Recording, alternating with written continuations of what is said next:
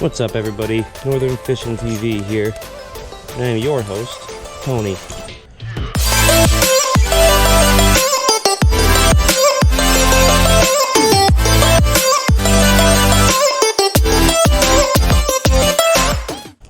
We are here on Saturday.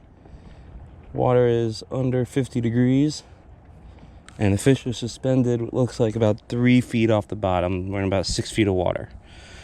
So we'll start with a crankbait. I like the KVD ones are silent. I like the ones with the rattles. So what I'm starting with here is I'm just starting with a search bait. In this case, a shallow diving crankbait with some rattles. Give it a couple twitches. Just reel it in, just trying to get a quick bite. See where the fish are, if they're posted up on docks, if they're just out roaming the flats, if they're on rock structure, which is pretty common in this lake. So we'll see where the bite comes. Whenever I start a new lake, I always like to rig up a couple of search baits and start with those first. I usually go, regardless of the water clarity, if it's clear or if it's murky water, I always go with a chartreuse and black. It seems to do really well regardless of the color of the water.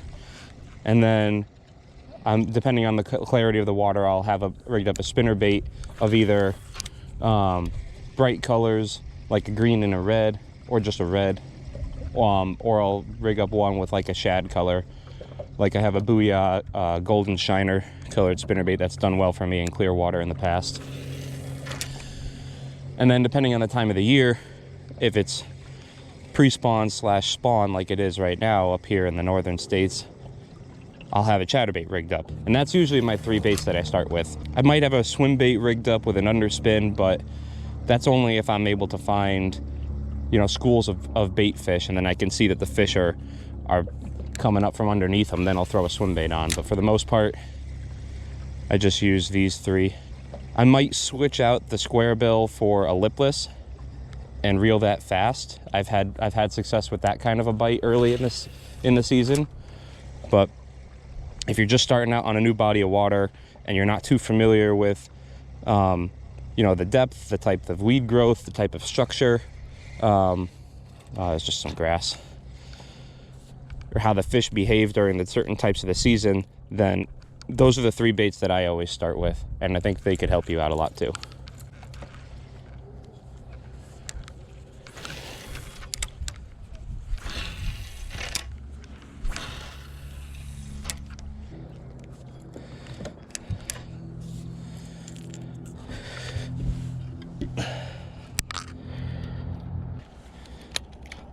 Or some vibration.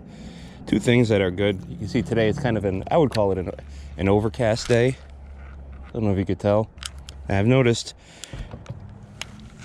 that any kind of bladed bait, whether it be a bladed jig like a chatterbait, spinner bait, or even a buzz bait, I've noticed that those lures tend to become more and more effective as the cloud cover increases.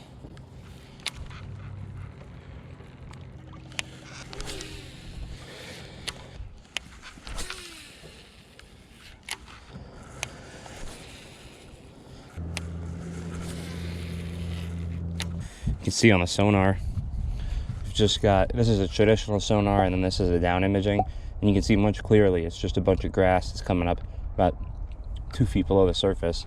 So you can use that to help you decide what bait to choose. That's why your electronics are so important. So you can get a 0 to 2 foot diving crankbait, throw it out there, and it's just going to touch just the tops of those grasses and you won't get hung up.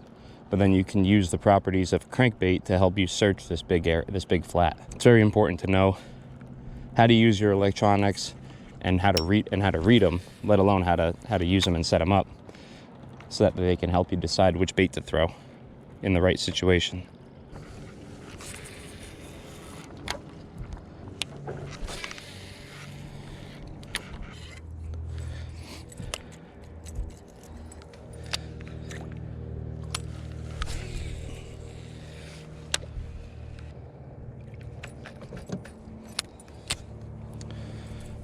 Let's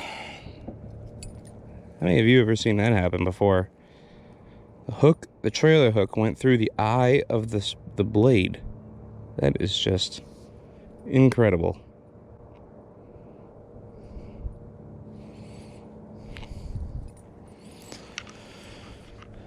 I don't think I could do that again if I tried. Pick up.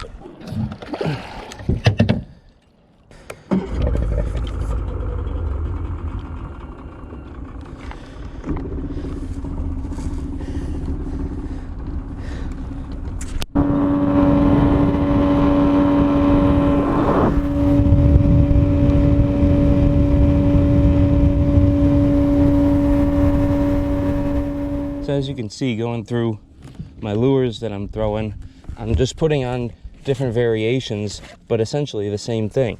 So when I started out, I had on a square bill, and then I switched to a deep diver, and now I'm switching to a jerkbait, but I'm still staying within the crankbait realm. And then I put on a spinnerbait and a chatterbait, which I think both go in the same realm. And then I was also throwing a soft plastic swim bait, which I don't know if you can see is right over there on that rod. So it looks like I'm changing up lures a lot, which technically I am, but I'm still staying within the same category of lures that I mentioned in the beginning. Important to take a look around, see what you can see in the water, see if there's any beds, see if you end up spooking any fish, and that could also help key you into where they are, if they're shallow in their beds, or if you don't see anything, not even beds or anything, then that might key you in that you're in the wrong area.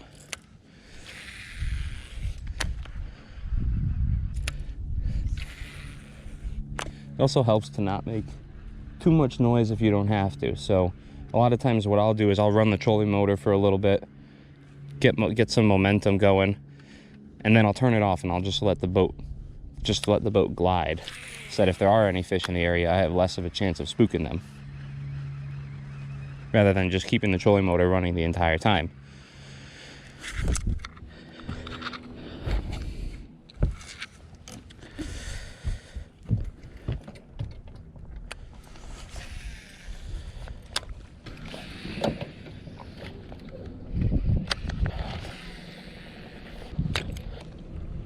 So one thing that you can do is you can look at the graph, and you can see here there's a bunch of grass on the bottom, and it's easier to see when the grass is higher. It's a little bit more defined, but you can see here the grass sticks up about a foot off the bottom. There's a little bit taller, and what you can do is you can just keep driving out to the deeper part of the lake until you see where it stops, right about there.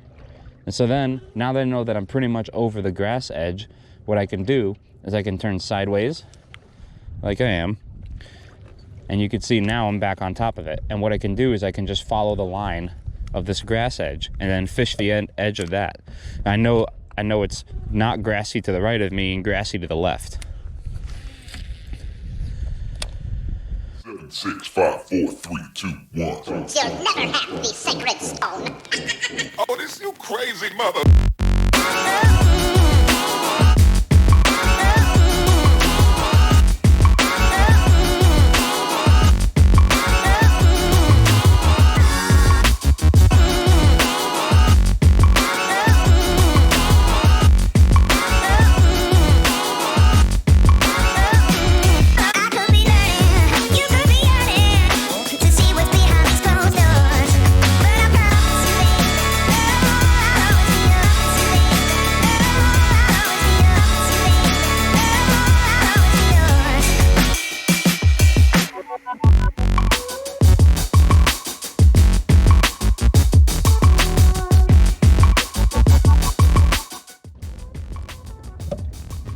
Yeah, see that? I don't know if you can see the fraying in that line. That's not good at all. So that's a case where I would cut it to about here and retie, which is exactly what I'm gonna do. If I hook a good sized fish and my line's in that kind of condition, it'll break right off easily. Or You know, I could just brush up against a rock, not even have a fish on, and then that'll be enough to break the line. So you always got to be aware when you're using lighter line like this and the condition of your line.